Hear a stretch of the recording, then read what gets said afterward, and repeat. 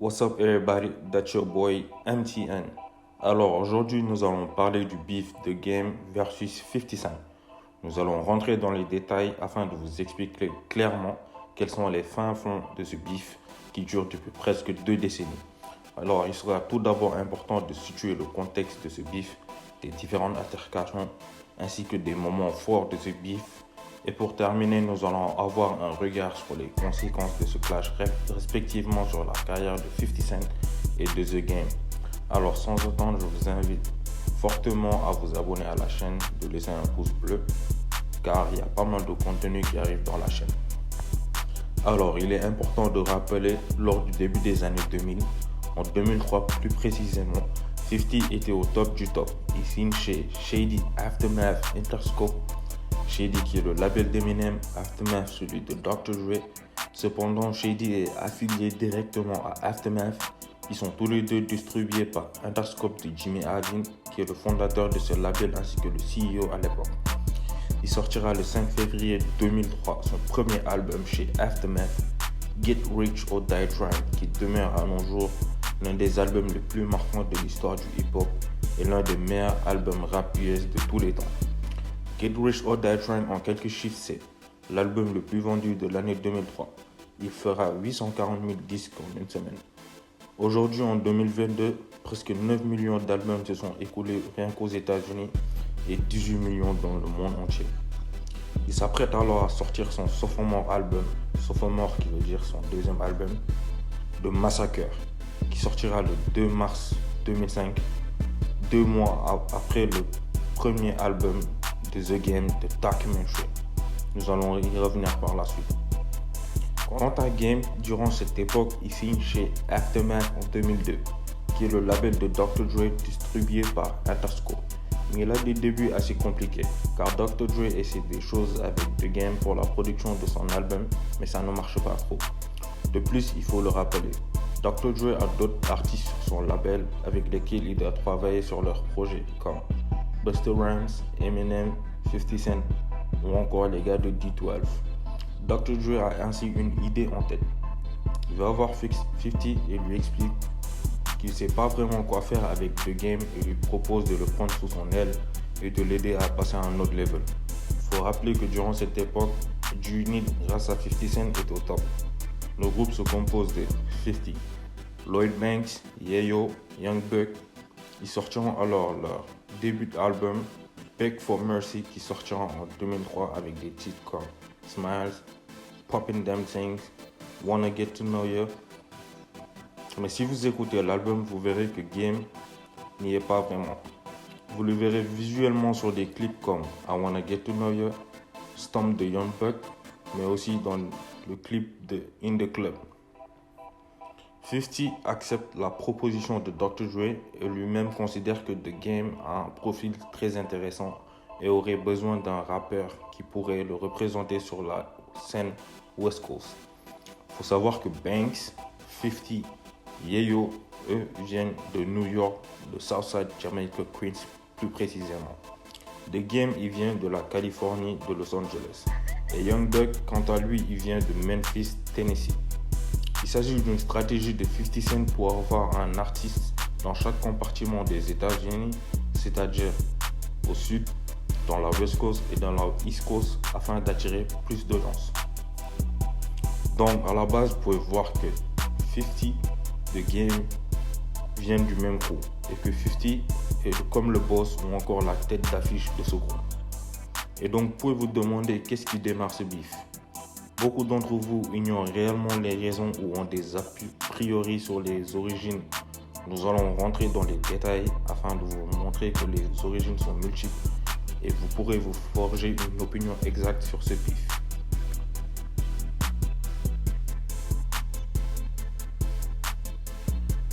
Les premières animosités entre The Game et 50 commencent lors de la production de l'album de Documentary de The Game qui sort le 17 janvier 2005. Un album qui sort 2 mois avant l'album de 50 Cent de Massacre. Selon plusieurs sources, ça serait 50 qui aurait écrit la moitié de l'album de The Game de Documentary. The Documentary était à la base un album de 50. En effet, 50 affirmera qu'après la sortie de son album Get Rich or Die Trying et son succès retentissant, il se focalise alors sur la sortie de son prochain album qui sera The Massacre. Il enregistre pas mal de morceaux et d'un autre côté, Game est signé chez Aftermath depuis plus de 2 ans, mais dès lors, il n'y a rien qui se passe. Pas d'album, que des apparitions sur les mixtapes de G-Unit ou encore des featuring avec d'autres artistes. 50 décide donc de fournir à The Game, qui commence à subir la pression de la part de Aftermath, une partie des morceaux qu'il avait enregistrés pour son album de Massacre. Des morceaux comme Hate It or Love It, How We Do et d'autres productions. Il écrira le fameux morceau West Side Story dans lequel il est en featuring aussi. 50 était également censé être présent sur le morceau Where I'm From, mais Dr. Dre décidera par la suite de supprimer le couplet de 50 car il était beaucoup trop présent sur l'album et mettra par la suite Nat Dogg sur le refrain. Il s'agit d'un album de 18 titres. 50 serait accrédité sur 6 morceaux dont West Side Story, Hate It or Love It, Higher, How We Do, Church for Thugs, Special. C'est pour ça que lorsque le beef est en pleine ébullition et qu'il y a des clashs des deux camps, c'est-à-dire de la part de 50 et de Game, 50 affirmera dans plusieurs interviews qu'il a écrit l'album de The Game qui était à la base son album et que The Game est un ingrat. Quant à Game, il fera comprendre que 50 l'a effectivement aidé à écrire quelques morceaux, mais sans plus et qu'il s'agit d'une chose tout à fait normale. Cependant, la frustration de The Game viendra plus des faits qu'il n'avait pas vraiment mis sur la production de l'album The Documentary qui a été conçu selon la vision de Dr. Dre et 50 Cent. C'est eux qui choisissaient tout ce qui concernait la production, mais aussi il ajoutera lors de son interview chez Hip Hop DX qu'il ressentait du mécontentement du fait que 50 et Dr. Dre n'avaient pas vraiment son ton lors de la production de son album et ainsi que Dr. Dre était trop occupé avec 50 pour la production de l'album de 50 de Massacre et que lui The Game était relevé au second plan. C'est ainsi qu'il commence à avoir des tensions entre lui et 50. Il affirmera même que lorsqu'il enregistrait certains morceaux de l'album de Documentary, lui et 50 ne s'adressaient plus la parole. Et quand il allait chez 50 dans sa maison dans le Connecticut à North, ils faisaient leur session studio et par la suite, ils rentraient à l'hôtel. Il le raconte récemment dans son interview chez Hip Hop DX que je vous mettrai en lien sous la description. Comme vous pouvez le voir, les origines de ce beef datent de la production des 2 albums de Massacre et de Documentary. Mais il y a un événement qui va venir réveiller le volcan et faire passer ce beef à un level supérieur.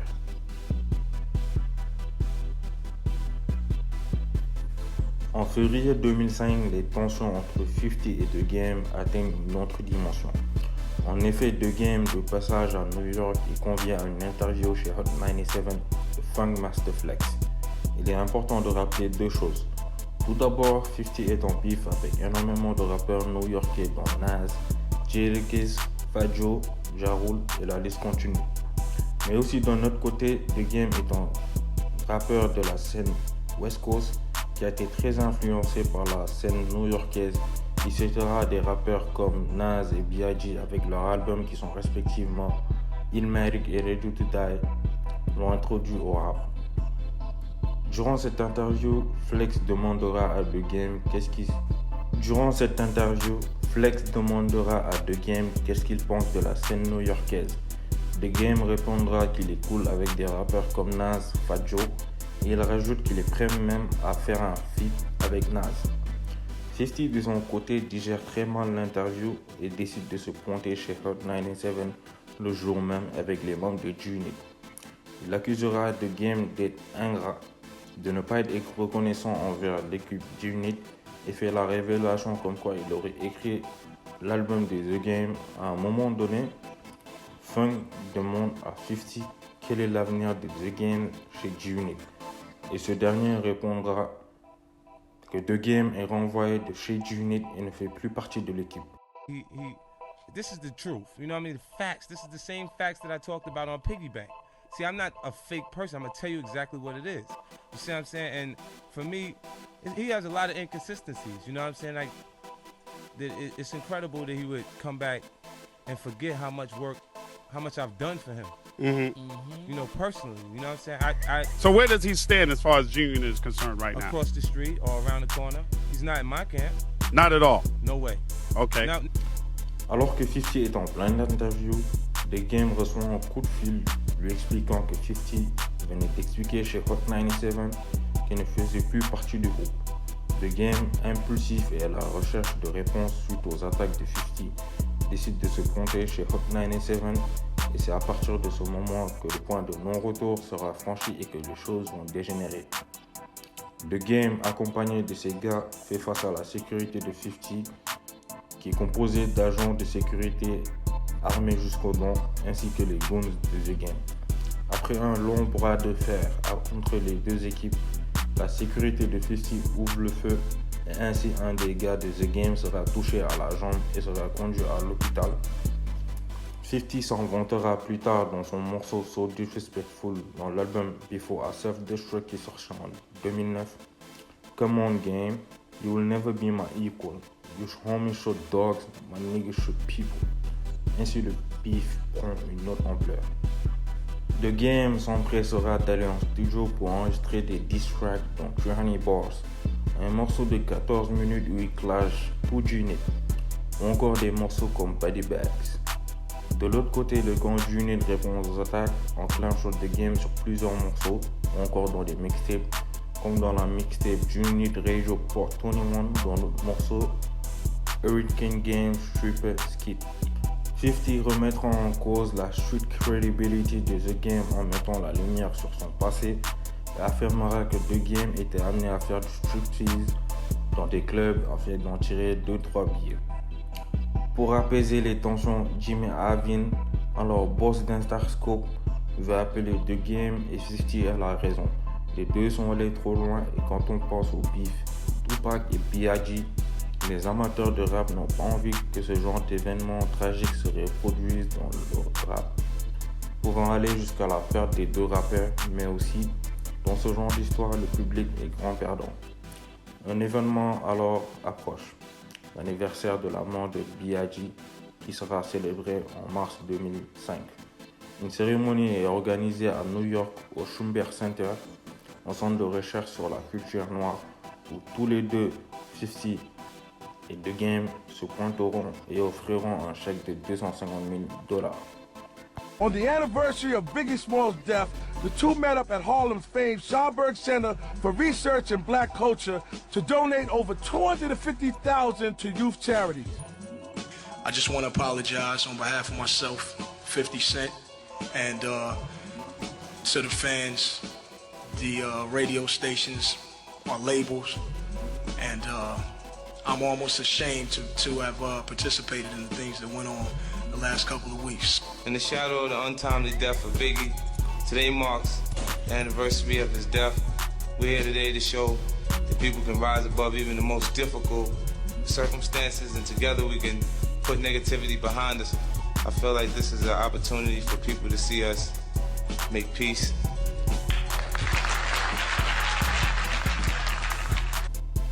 En regardant les photos et les vidéos qui ont été prises, on s'aperçoit que les deux manquent sincèrement de crédibilité et qu'il y a toujours des tensions entre eux. Il s'agit d'un cessez-le-feu temporaire. Et quelques jours plus tard, The Game reprend les hostilités en faisant des diss tracks sur lesquels il clash G-Unit, le staff G-Unit et tout l'entourage de G-Unit. Sur le champ, nous allons rentrer dans les détails sur un troisième facteur qui va jouer un rôle déterminant dans le clash 50 Cent The Game, qui demeure jusqu'à aujourd'hui inconnu aux yeux du public.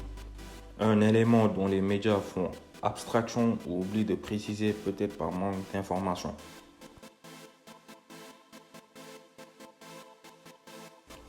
En voyant ces noms, vous pouvez vous demander certainement qui sont ces deux personnages.